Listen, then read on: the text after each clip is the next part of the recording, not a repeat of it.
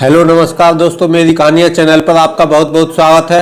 दोस्तों, कहानी का पूरा आनंद लेने के लिए वीडियो को लास्ट तक जरूर देखें। अगर कहानी पसंद आए तो कृपया चैनल को सब्सक्राइब जरूर करें और वीडियो को लाइक करें। तो चलिए दोस्तों, कहानी शुरू करते हैं। जयपुर के सिटी अस्पताल में उस्मान का इलाज चलते 15 दिनों से भी ज्यादा हो गए थे, लेकिन उसकी तबीयत में सुधार नहीं हो रहा था। आईसीयू वार्ड के सामने परेशान सरफराज लगातार इधर से उधर चक्कर लगा रहे थे। बेचैनी में कभी डॉक्टर से अपने बेटे की जिंदगी की भीख मांगते तो कहीं फर्श पर बैठकर फुट कर रोने लग जाते। उधर अस्पताल के एक कोने में खड़ी उस्मान की मां फरजाना भी बेटे की सलामती के लिए नर्सों की खुशामद कर रही थी। तभी आईसीयू वार्ड से डॉक्टर बाहर निकले तो सरफराज उनके पीछे पीछे दौड़े और उनके पैर पकड़कर गिड़गिड़ाते हुए कहने लगे, डॉक्टर साहब, मेरे उस्मान को बचा लो, कुछ भी करो, उसके इलाज में कमी नहीं होनी चाहिए। डॉक्टर ने उन्हें उठाकर तसल्ली देते हुए कहा, देखिए अंकल, हम आपके बेटे को बचाने की पूरी कोशिश कर रहे हैं। उसकी हालत अभी भी गंभीर बनी हुई है। ऑपरेशन और दवाओं को मिलाकर कुल 5 लाख रुपए का खर्चा आएगा। कैसे भी हो आप मेरे बेटे को बचा लो डॉक्टर साहब, मैं 1-2 दिनों में पैसों का इंतजाम करता हूँ, सरफराज ने हाथ जोड़कर कहा। काफी भागदौड़ के बाद भी जब सरफराज से सिर्फ 2 लाख रुपयों का ही इंतजाम हो सका तो निराश होकर उसने बेटी नजमा को मदद के लिए दिल्ली फोन मिलाया। उधर से फोन पर दामाद अनवर की आवाज आई, हेलो अब्बू, क्या हुआ, कैसे फोन किया?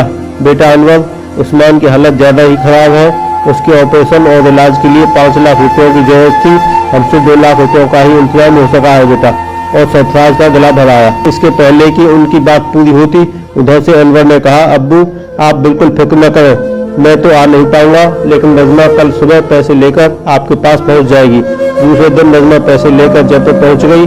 आखिरकार सफल ऑपरेशन के बाद डॉक्टरों ने उस्मान को बचा लिया। धीरे धीरे 10 साल गुजर गए। इस बीच सरफराज ने गांव की कुछ जमीन बेचकर उस्मान की इंजीनियरिंग की पढ़ाई करवाई और मुंबई एयरपोर्ट पर उसकी नौकरी लग गई। उसने अपने साथ काम करने वाली लड़की रेनू से शादी भी कर ली और ससुराल में ही रहने लगा। इसके बाद उस्मान का माँ बाप से मिलने आना बंद हो गया। कई बार वे बीमार हुए, उसे खबर भी दी, फिर भी वह नहीं आया। ईद बकरीद तक पर भी वह फोन पर भी मुबारकबाद नहीं देता। एक दिन सुबह टेलीफोन की घंटी बजी, सरफराज ने फोन उठाया। उधर से उस्मान बोल रहा था, हेलो अब्बा, कैसे हैं आप सब लोग? अब्बा, मुझे एक परेशानी आ गई है, मुझे 10 लाख रुपयों की सख्त जरूरत है, मैं 1-2 दिनों में पैसे लेने आ जाता हूँ। बेटा, तेरे ऑपरेशन के वक्त नजमा से उधार लिए 3 लाख रुपए चुकाना ही मुश्किल हो रहा है। ऐसे में मुझसे 10 लाख रुपयों का इंतजाम नहीं हो सकेगा, मैं मजबूर हूँ बेटा, सरफराज ने कहा। इसके आगे सरफराज कुछ बोलते उस्मान गुस्से से भड़क उठा। अब्बा, मुझे आपसे यही उम्मीद थी, मुझे पता था कि आप यही कहोगे, आपने जिंदगी में मेरे लिए किया ही क्या है। और उसने फोन काट दिया। अपने बेटे की ऐसी बात सुनकर सरफराज को गहरा सदमा लगा। वे गुमसुम रहने लगे और घर में पड़े बड़बड़ाते रहते। एक दिन अचानक शाम को सीने में दर्द के बाद वे लड़खड़ाकर गिर पड़े तो बीवी फरजाना ने उन्हें पलंग पर लिटा दिया। कुछ देर बाद आए डॉक्टर ने जांच की और कहा, चाचा जी की तबीयत ज्यादा खराब है, उन्हें बड़े अस्पताल ले जाना पड़ेगा। डॉक्टर साहब की बात सुनकर घबराई फरजाना ने बेटे उस्मान को फोन कर बीमार बाप से मिलने आने की अपील करते हुए आखिरी वक्त होने की दुहाई भी दी। जवाब में उधर से फोन पर उस्मान ने अम्मी से काफी भला बुरा कहा। गुस्से में भरे उस्मान ने यह तक कह दिया, आप लोगों से अब मेरा कोई रिश्ता नहीं है, आइंदा मुझे फोन भी मत करना। यह सुनकर फरजाना पसीने से लथपथ हो गई। वो चकराकर जमीन पर बैठ गई। कुछ देर बाद अपने आप को संभाल कर उसने नजमा को दिल्ली फोन किया। हेलो नजमा बेटी, तेरे अब्बा की तबीयत बहुत खराब है, तू अंदर से इजाजत लेकर कुछ दिनों के लिए यहाँ आ जा, तेरे अब्बा तुझे बराबर याद कर रहे हैं। नजमा ने उधर से फौरन जवाब दिया, अम्मी आप बिल्कुल मत घबराना, मैं आज ही शाम तक अनवर के साथ आपके पास पहुँच जाऊंगी। शाम होते होते नजमा और अनवर जब घर पर पहुंचे तो खानदान के लोग सरफराज के पलंग के पास बैठे थे। नजमा भागकर अब्बा से लिपट गई। दोनों बाप बेटी बड़ी देर तक रोते रहे। आप अब मेरे साथ दिल्ली चलोगे, वहाँ पर हम आपको बढ़िया इलाज करवाएंगे, आप बहुत जल्दी ठीक हो जाएंगे, नजमा ने रोते हुए कहा। आंखें खोलने की कोशिश करते सरफराज बड़ी देर तक नजमा के सिर पर हाथ फेरते रहे। आंखों से टपकते आंसुओं को पोंछकर बुझी आवाज में उन्होंने कहा, नजमा बेटी, अब मैं कहीं नहीं जाऊंगा, अब तू जो आ गई है मुझे सुकून से मौत आ जाएगी। ऐसा मत बोलो अब्बा, आपको कुछ नहीं होगा।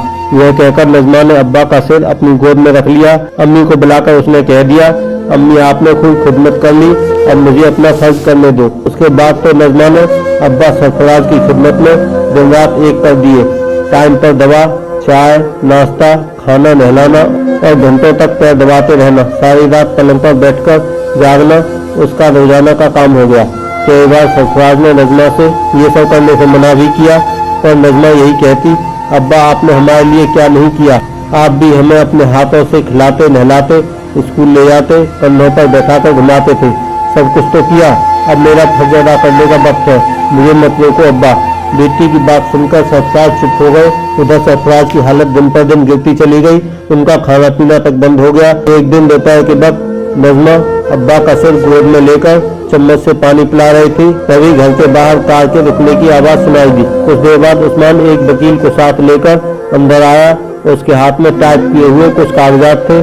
अचानक बरसों बाद बिना इत्तला दिए उसको घर आया देखकर सभी खुश हो गए। दरवाजे से घुसते ही वह लपक कर सरफराज के नजदीक जाकर आवाज देने लगा, अब्बा उठो, आंखें खोलो, इन कागजात पर दस्तखत करना है, उठो उठो। यह कहकर उसने हाथ पकड़कर उन्हें पेन देना चाहा। नजमा ने रोककर पूछा, भाईजान ये कैसे कागजात हैं? लेकिन वह किसी की बिना सुने अब्बा को आवाजें देता था। सरफराज ने आंखें खोली, उस्मान की तरफ एक नजर देखा। अचानक उनके हाथ में दिए कागजात और पेन नीचे गिर पड़े, उनका हाथ बेदम होकर लटक गया। यह देख नजमा चिल्लाई, अब्बा अब्बा हमें अकेला छोड़कर मत जाओ, और घर में कोहराम मच गया।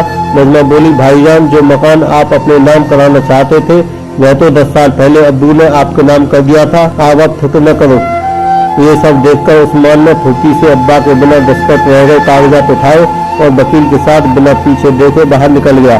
फरजाना, नजमा और अनवर भागकर पीछे पीछे आए, लेकिन तब तक कार रवाना हो गई। तीनों दरवाजे में खड़े कार के पीछे उड़ी धूल के गुबार में, चकाचौंध भरी शहरी मतलब परस्त दुनिया की आंधी में फर्ज और रिश्तों की मजबूत दीवार को भड़बड़ाकर गिरते हुए देखते रह गए। तो दोस्तों यह थी आज की कहानी।